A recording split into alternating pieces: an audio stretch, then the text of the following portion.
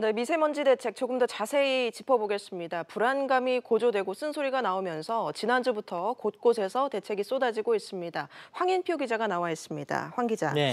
먼저 오늘 국회 본회의 통과한 법안부터 짚어보면 사회재난에 포함하는 것 외에 국가미세먼지 정보센터가 생긴다고요. 네, 그동안은 환경부에서 아름아름 관련 연구와 대책을 내놨는데 이 앞으로 미세먼지 연구와 이 대책을 연구하는 기관이 새로 생기게 되는 겁니다. 이 미세먼지 대책을 펼칠 때 정부가 관련법에 따라서 이제 큰 폭의 재정 지원을 할 수도 있고요. 중국 등 해외 요인에 대해서도 살펴볼 계획입니다. 환경부 담당자 얘기 들어보시죠. 네. 현재 국가 미세먼지 정보센터가 지금 설치가 되지 않고 있는데 의무적으로 강행 규정으로 이 센터를 설치를 할 수 있도록 돼 있고 국내외의 미세먼지에 대한 배출량, 발생 원인, 정책 영향에 대한 분석까지 보다 폭넓고 심도 있는 그런 기능을 오늘 나온 대책 중에 관심을 끌고 있는 게 일반인들도 LPG 차를 구매할 수 있다는 건데 효과가 얼마나 있을까요? 아직은 좀 장담하기 어려운데요. 똑같은 이제 자동차 모델의 약 5만 원치의 휘발유와 경유, 이 LPG를 연료비로 썼다고 가정을 한번 해보겠습니다. 보시는 것처럼 경유차가 이제 가장 587km로 가장 많은 거리를 가고요. 이어서 LPG와 휘발유 순인 것으로 나타났습니다. 경유 가격이 그동안에 많이 떨어져서 오히려 LPG에 비해서 유지비가 적게 드는 겁니다. 또 LPG 충전소가 일반 주유소에 비해서 많지 않고 이 차량 역시 다양하지 않아서 얼마나 앞으로 LPG 차에 대한 수요가 늘어날지는 미지수인 그런 상황입니다.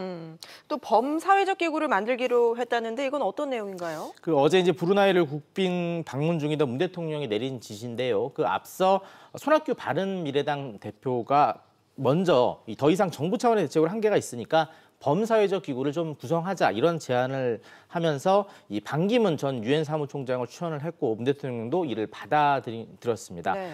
프랑스에 지금 반정 총장이 머물고 있는데 이번 주말에 이제 귀국해서 이 수락 여부를 밝힐 예정인데 일단 긍정적인 반응을 좀 보이고 있는 것으로 알려졌습니다. 아무래도 이제 반정 총장이 외교 경험이 풍부하다 보니까 이런 사회적 기구의 수장으로서 제 역할을 중국과의 공조 등 제 역할을 하지 않겠냐 이런 전망인데.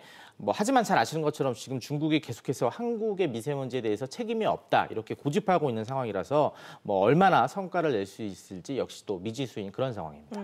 그런가 하면 환경부 장관하고 수도권 지자체장들이 만났다고 하는데 어떤 얘기들 나왔습니까? 먼저 박원순 서울시장이 미세먼지에 대응하기 위해서 전국 차량 2부제 도입이 필요하다 이런 입장을 내놨습니다. 지금은 서울시 안에 들어오려는 5등급 이하의 차량들에 대해서만 단속을 하고 있는데요. 이걸 좀 단속을 더 앞으로 전국적으로 하자 그런 얘기를 했고 이 조명래 환경부 장관 역시 비슷한 취지로 고농도 일수가 늘어나면 상황에 맞게 강도가 높아지는 탄력적 대책이 필요하다 이런 지적을 했습니다. 이에 따라서 지난주처럼 미세먼지 저감 조치가 며칠씩 그렇게 계속해서 이어지게 되면 앞으로는 지자체가 아닌 중앙정부 차원에서 전국적으로 이 차량 2부제 등을 실시하게 될 가능성이 높아지게 될 것으로 보입니다.